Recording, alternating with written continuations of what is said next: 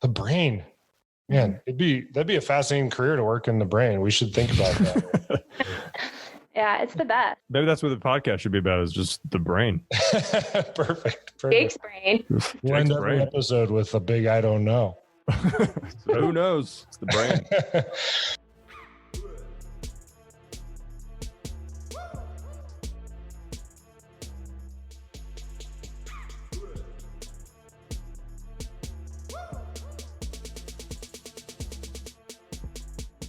Welcome to the second episode of The Interesting Lives of Normal People. You might recall that in our first episode, we told you that this entire first season is a journey of how we arrived at what this podcast is all about, digging into the interesting lives of normal people.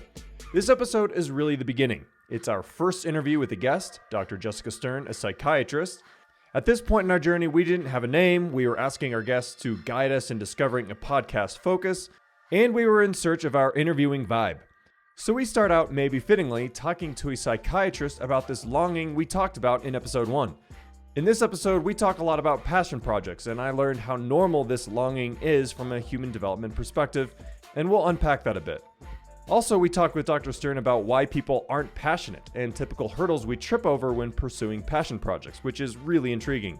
Before we get started, she did have a quick disclaimer. This podcast does not constitute a physician-patient relationship, and no medical advice is being given.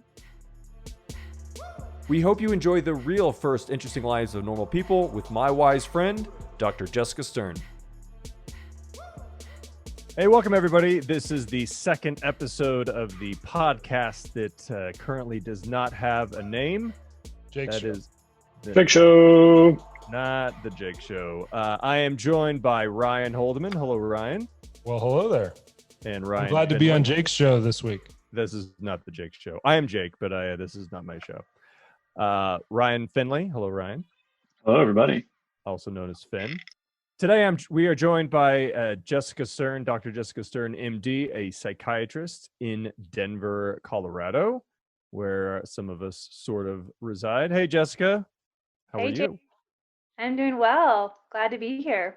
Let's talk a little bit about what you do. You are a psychiatrist. I always confuse those. And psychiatrist and psychologist, probably a normal thing. Talk to us about like what you do, what you focus on, what you are kind of passionate about in your work. Mm-hmm. And what's the difference between a psychiatrist and a psychologist? Yeah, I know. I was actually a psychology major and I still forget. Well, like I said, a lot of people get confused about it.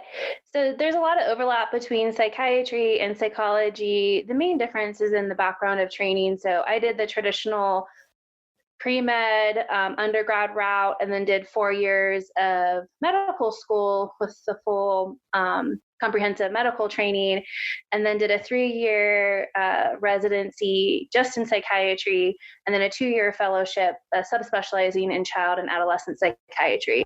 So there's the integration of the mind and the body. I currently am in private practice, and I primarily focus on psychotherapy, work a lot with people trying to just create lives that feel better for themselves, whether they're really unhappy with patterns in relationships, patterns at work, patterns in their health, just a lot of behaviors that they're doing and they're not sure why they're doing, and are really getting in the way of a good quality of life. One of the reasons we wanted to bring you onto the show is we're trying to unpack Jake here, but really in pursuing like what should Jake make a podcast about? Why are we so passionate about being passionate? Why do people want to know that their work is meaningful? Why is it that we are kind of on this maybe even like unattainable hunt for passion and identifying it, and just knowing that that's sort of some work that you do in helping people sort of create their life? We thought you'd make a great guest here in the early days to help us unpack passion. Mm-hmm. I work a lot with young adults, kind of middle-aged adults, and a lot of people have the same question. They want to know, what's the purpose of life? Does my life have meaning? And those are pretty big questions to be asking. And, fortunately, we live at a time in history right now where people have a lot of time to think. And while that can lead to some overthinking and kind of unhelpful anxiety and neuroses, it's a time where we really can try to live these lives that feel more transcendent and like that it's about more than us. I mean, what we know, whether you're talking from a philosophy or a theology or a psychology standpoint, is we tend to start feeling pretty miserable when we're only focused on ourselves. That leads to things like a lot of fear, a scarcity mentality, and really prevents us from sometimes engaging in things that make us just feel good. If you're even talking about certain things like the reward system in the brain or novelty seeking, us doing the same thing for ourselves to feel good tends to have diminishing returns with time. But as helping somebody else, we don't tend to get tired of that, or it doesn't tend to become dull or numb. I think, like I said, we're all looking to feel that maybe not necessarily that our lives are really easy or that we're really happy all the time, but I think we really want to have lives that feel meaningful. You mentioned scarcity, like a scarcity mentality. Mm-hmm. And I don't know if I quite really understood what you meant by that. But so how does a scarcity mentality kind of like affect somebody? Maybe define a scarcity mentality in general, not just in terms of like, there's a scarcity of milk or toilet paper, but a scarcity mentality that actually like drives people away from doing what's important. Yeah. So I was thinking about just the idea of if we're really internally and self-focused in the sense of, do I have enough? Will I have enough? Am I happy? Do I have enough money? It tends to lead to more like to fear-based behaviors that tend to be more chaotic, because fear-based behaviors just mean that we're instinctually avoiding some sort of like aversive stimuli or feared outcome. So I was thinking of it in the sense that if I'm just really focused on me and mine and not a greater good or a greater view of things, I think that it's not going to feel passionate, like as far as life-giving and moving towards something that I really believe in. And it's just more going to feel like I'm just constantly moving away from something that feels scary or feels bad. And you're not going to you're not going to work with other people. It's going to be very defensive and like a small tribe. Just when we think about passion, if someone comes into your office and says, I don't feel like I'm very passionate about life, do you feel like it comes back to a root issue around, I don't have anything outside myself that I'm living for? Or is that what they're actually saying? Or are they saying something else? Like, how do you see through that when they say, I'm not living, my passions, or I'm not passionate about anything? Yeah. It's so unique because I think it's a term that's used a lot and thrown around a lot, and yet it's pretty nonspecific. It means different things to different people. I see a lot of people that just talk about a more general sense of a lack of motivation or lack of spark or life, and they don't necessarily feel that what they do matters. And so for me, I think a lot of the people I work with, the theme would be more like, does what I do matter? Both from like an anxiety or fear standpoint of, am I just helpless and it doesn't matter at all what I do? I shouldn't try. I'm scared of trying, it would feel hard, or I might be disappointed, or if I try and it doesn't work out, that means certain things about me. Versus, like I said, other people that just are feeling very like numb and disconnected.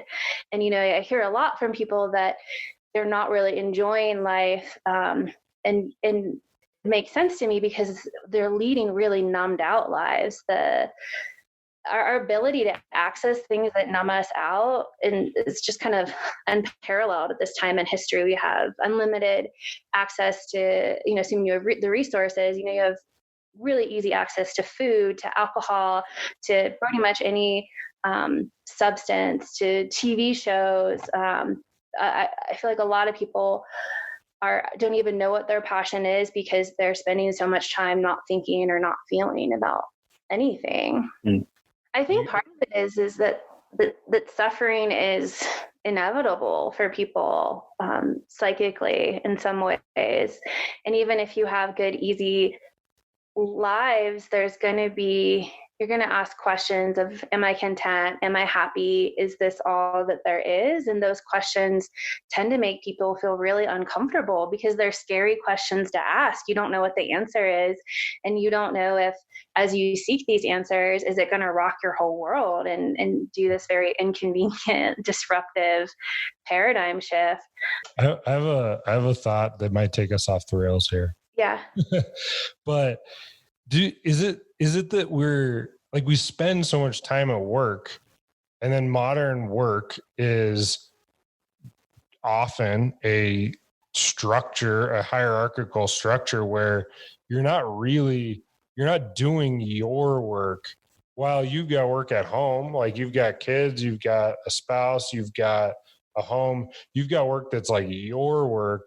And then we're put in a spot a lot of times where we're doing work on behalf of somebody else's sort of like direction or mission. Does it tie in partially that we just spend so much time in a context where we're not really pursuing something that is, our initiative or our mission personally?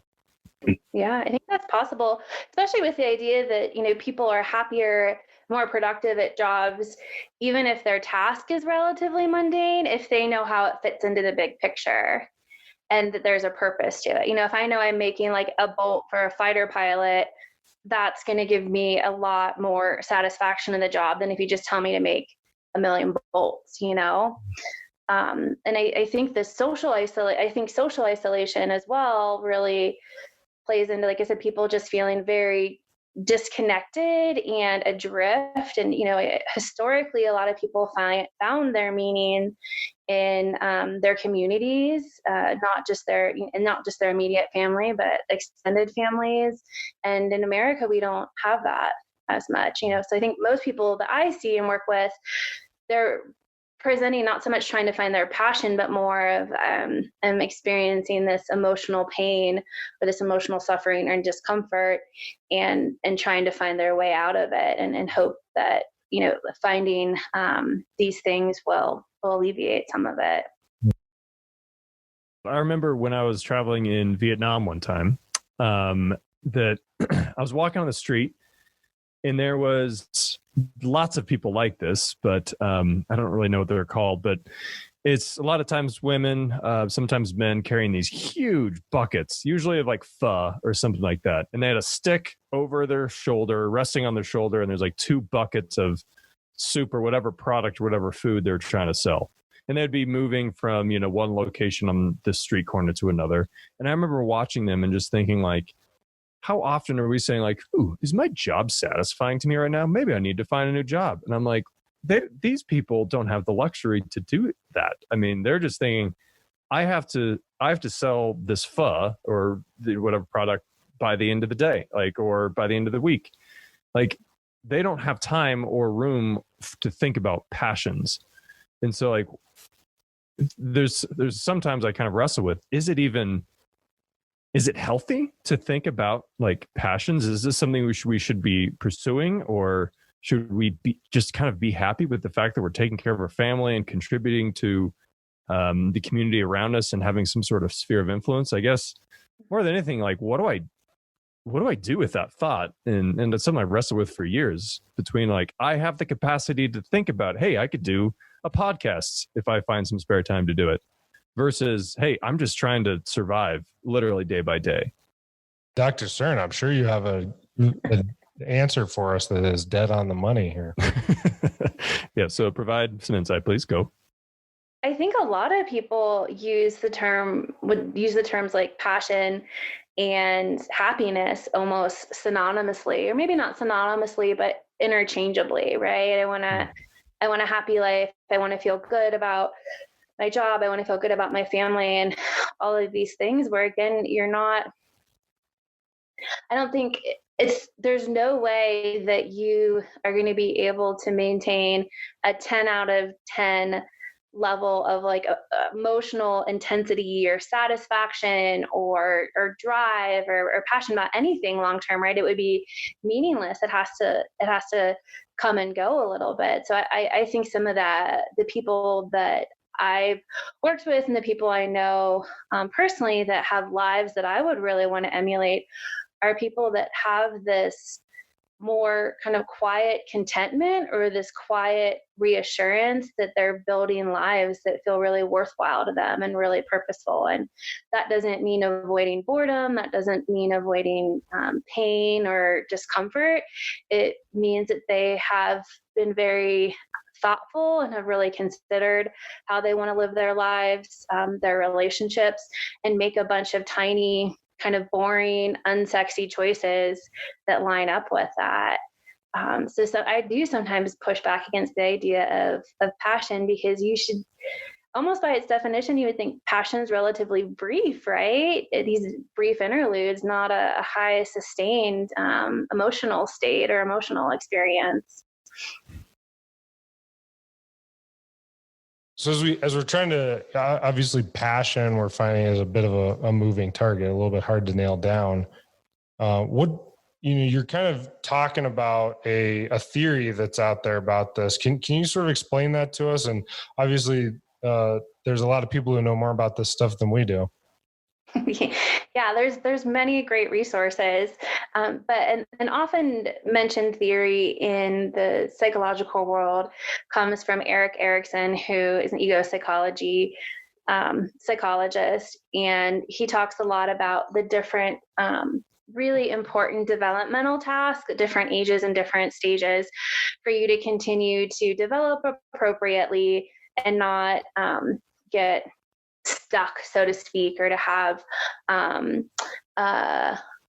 a painful psychological experience. And so, in your 20s, it's very relational and very, very focused on like intimacy versus isolation. So most of that time is psychologically, you're working out like, what does it mean to be close to somebody, taking risk of being close to somebody, practicing like more and more intimacy with friendships and with romantic relationships, which is interesting. And in current society, you have to wonder what does that look like in today's age, where a lot of people are spending a lot of their time interacting on screens or via phones or different apps rather than in person, because all of those things just inherently reduce emotional risk when you're interacting that way, because you can edit yourself so much with text messaging, or even in a video, you can look at your self preview and see how you look, or what your facial expressions look like, or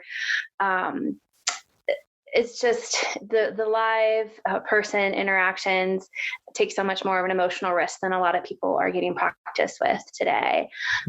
And then, from in your 40s on, there's the idea of stagnation versus generativity in his theories. And that's about the idea of leaving a legacy, leaving your mark on the world. What will your life have meant? And people do that in different ways, whether it's through their families, whether it's through their work. But that is a big focus of people's ongoing adult development at that time. What do you see as like kind of some main blockers that kind of stop people in their 30s, 40s, kind of maybe past the 20s age, or even in the 20s age? Like what is it about humans that kind of blocks us from pursuing the thing that we kind of know would really bring the most satisfaction and fulfillment?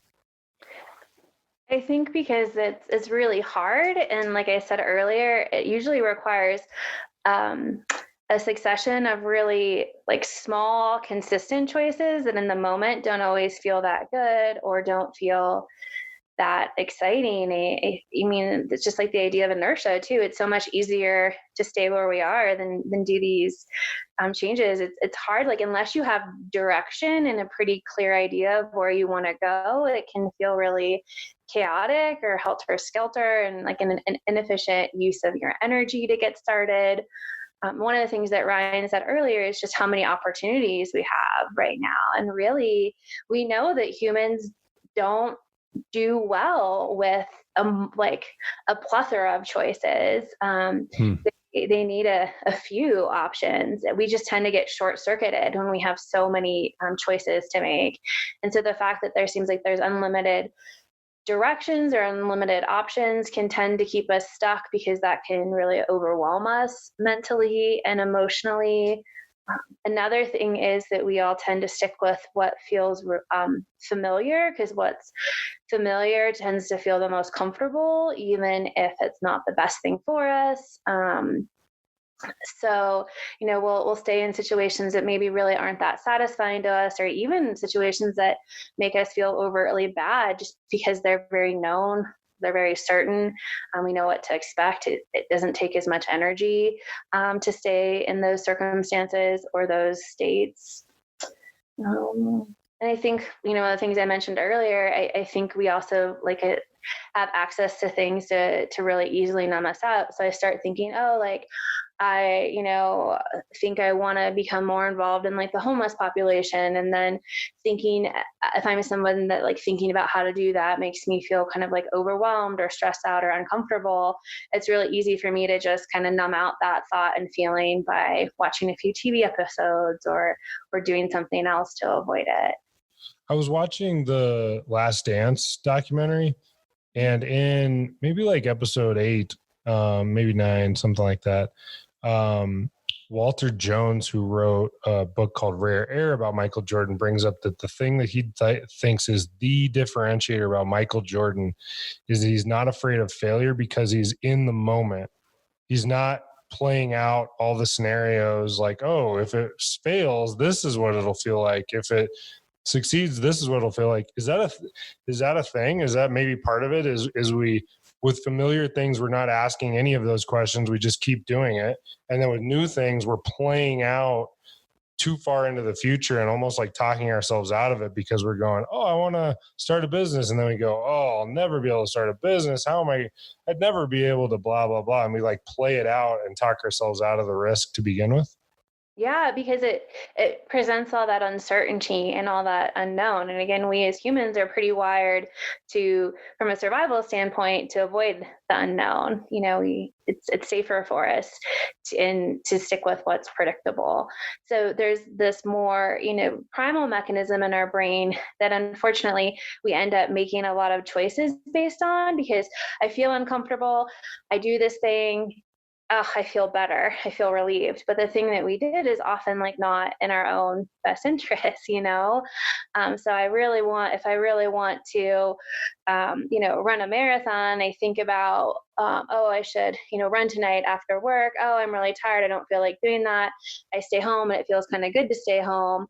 It's going to be reinforcing compared to because it feels good in the moment, versus doing the hard thing is not going to, but doing the hard thing that's in line with your goals and values is not going to provide you an emotional relief or an emotional reward in the moment, most likely. But yeah, I think the other thing you touched on is the idea of these self-limiting beliefs, or, if I try and it doesn't work out, it'll mean something about me. Like I'm a failure, or I'm worthless, or I'm inadequate. People get really limited by those types of beliefs or concerns. It's we want to save our tries. Yeah. Yeah. This isn't it. I can't use my try on this. This isn't quite it. I got to find a better place to try. The brain, man, that'd be a fascinating career to work in the brain. We should think about that. Yeah, it's the best. Maybe that's what the podcast should be about, is just the brain. Perfect. Jake's brain. We'll end every episode with a big I don't know. So who knows? It's the brain.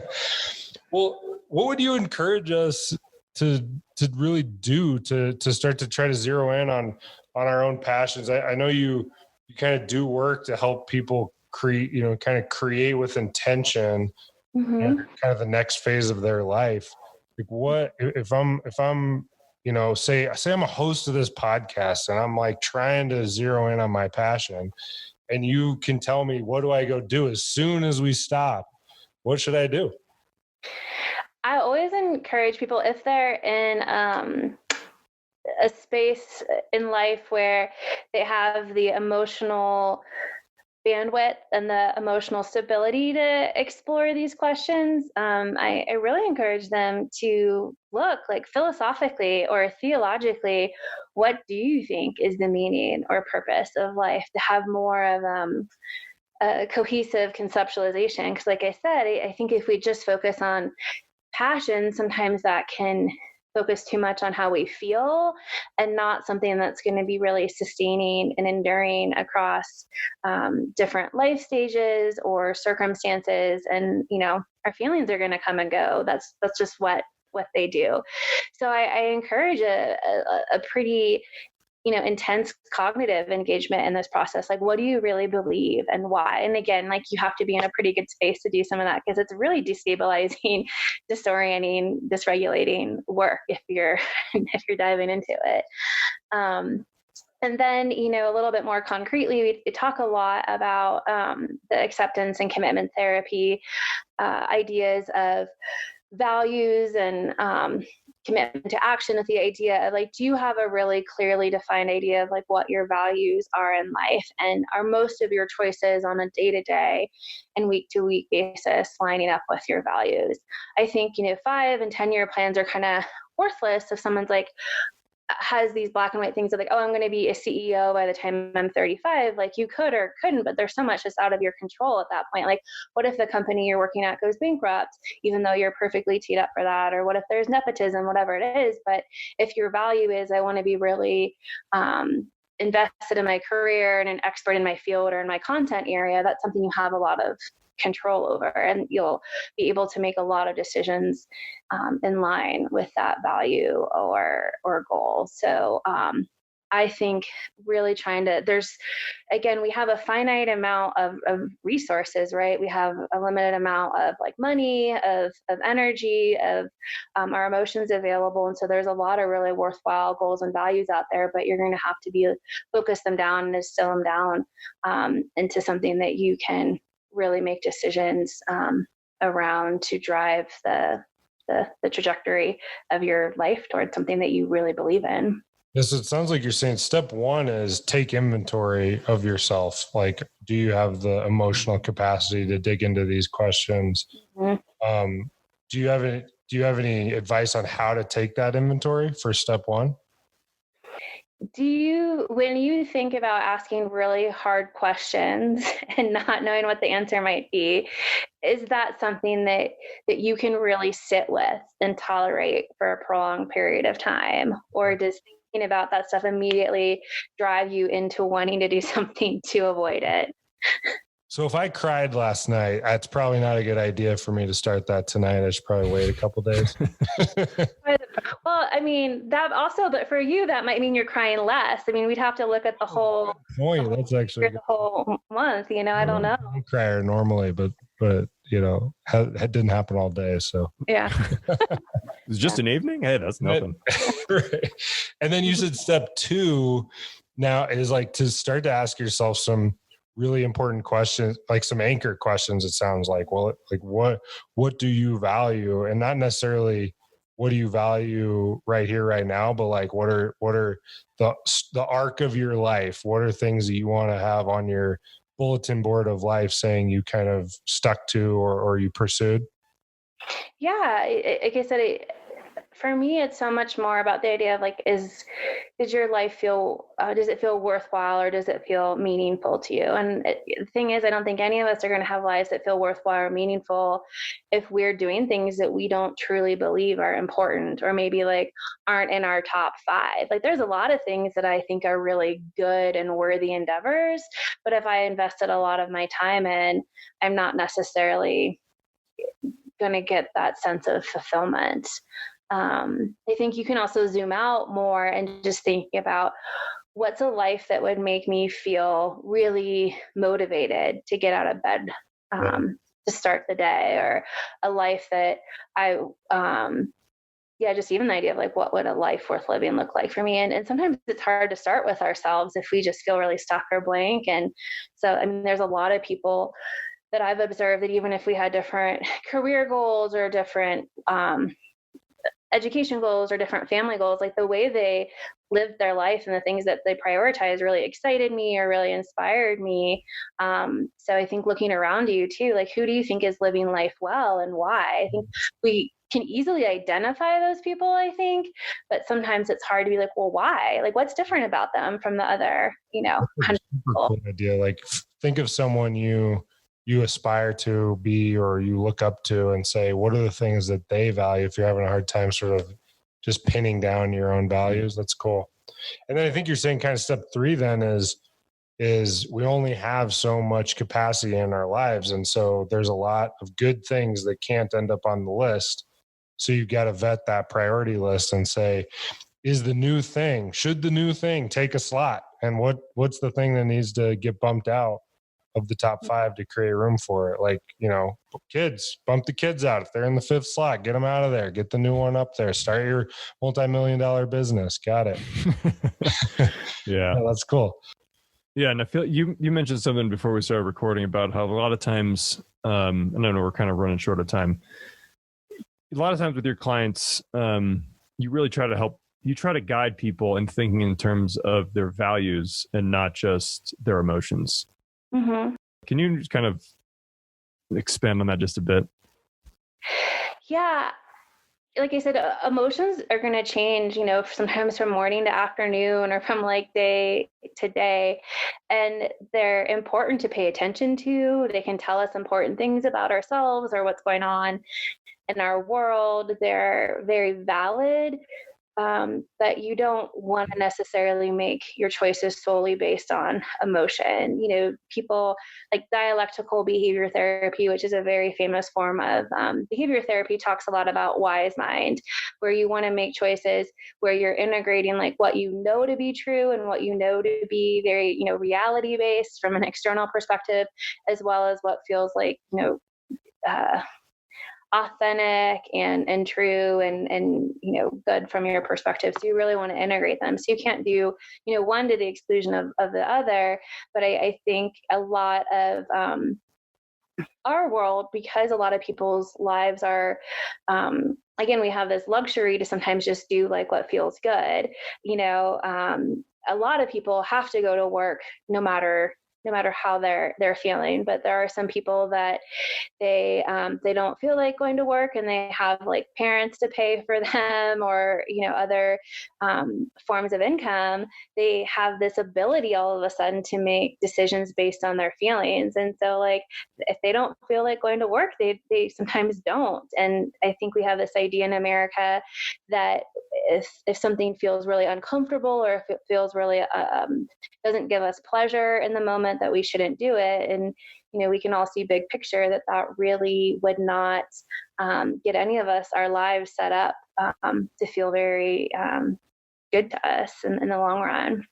So you're saying if I want to do a podcast in the morning and in the afternoon I don't want to do a podcast, and in the evening I do want to do a podcast, I should wait a week or two. And if I still want to do a podcast, I should do a podcast. Yeah. And talk to Maggie. Yeah. And talk to my wife about it. She's the one who drives the whole thing. We'll find out. You got to do a value sort and see if a podcast is in your lifelong values, I think. That's true. It's got to fit in somewhere. Just kind of to close it up, I'd like to ask you 2 questions.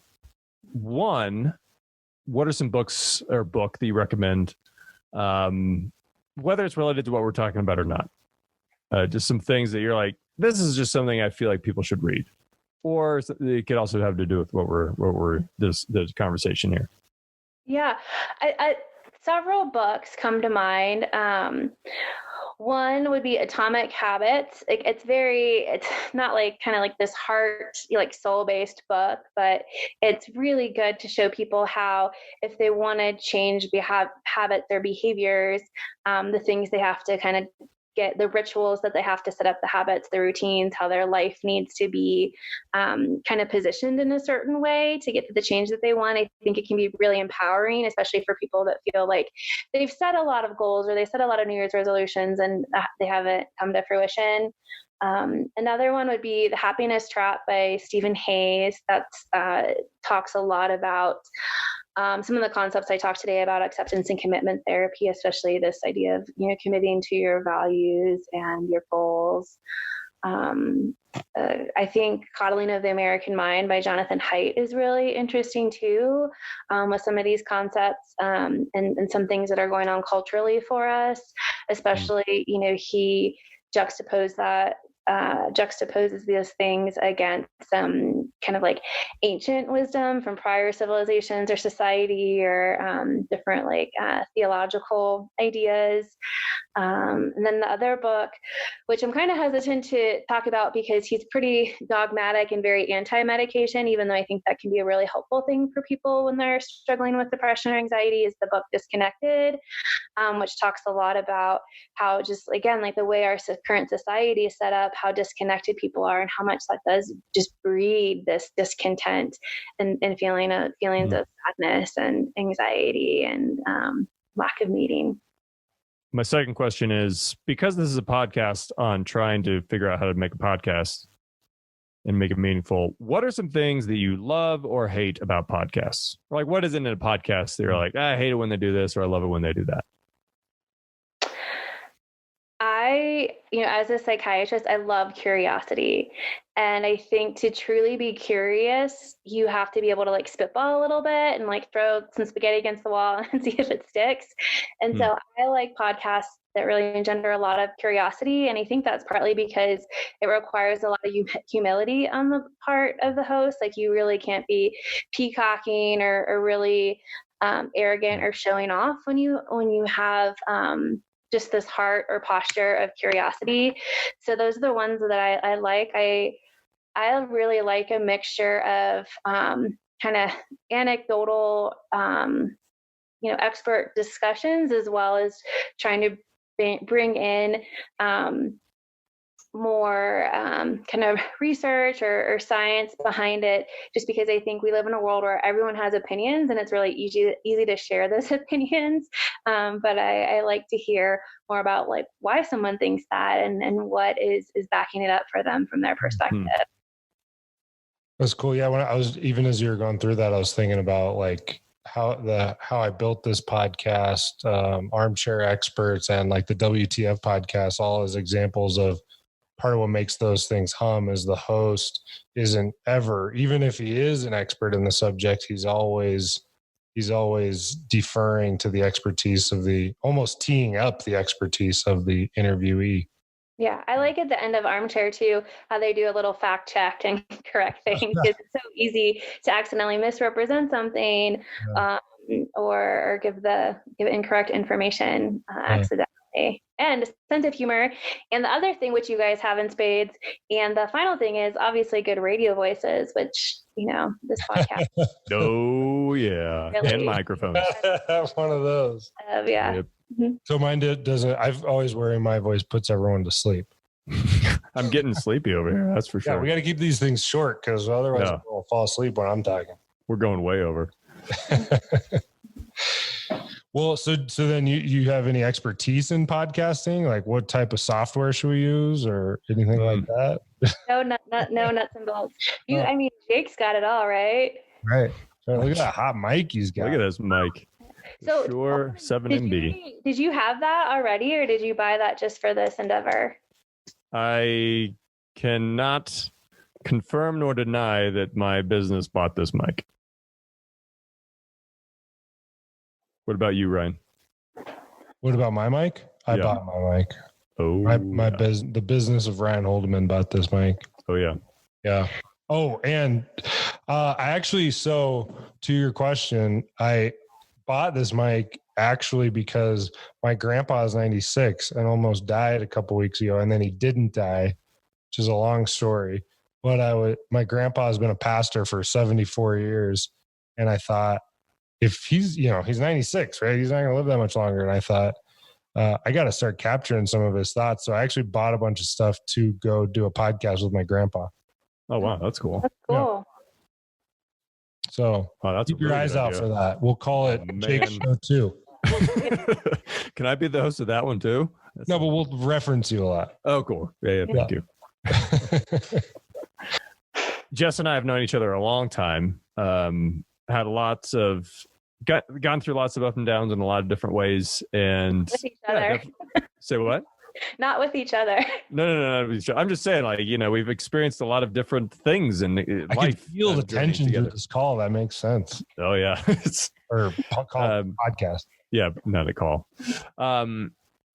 And one of the things that I did today for work was actually take this questionnaire that I thought was really interesting, because at the end of it, it had this open-ended question, which is, what is the thing that you wish that you could kind of do differently?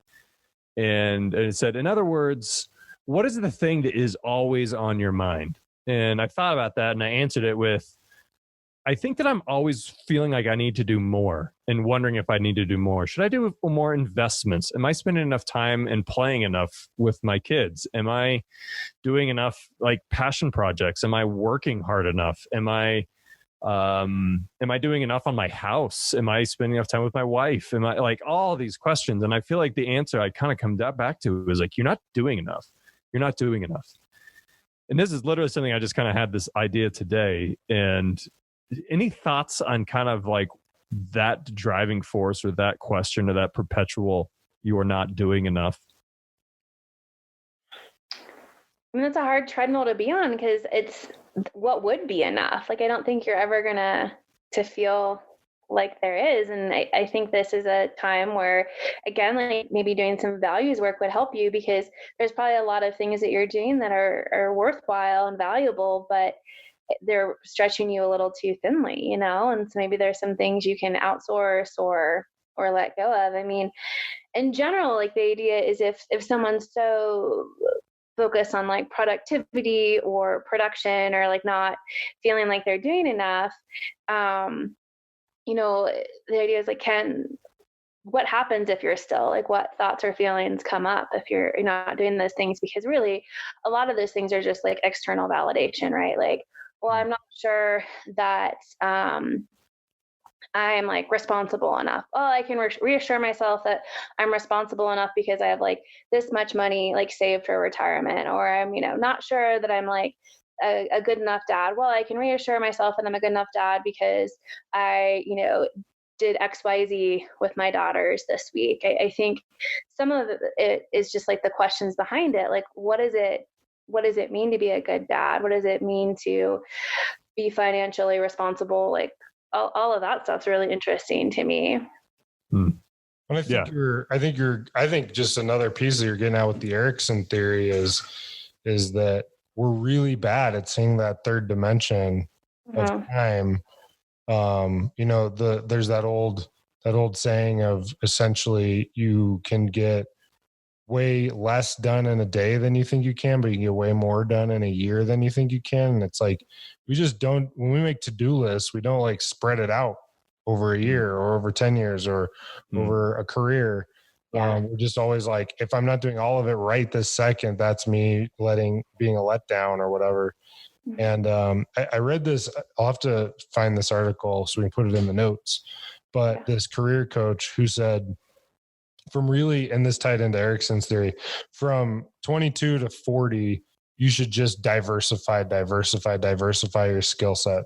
Don't even be trying to like get anywhere with any specific thing. Like, just diversify.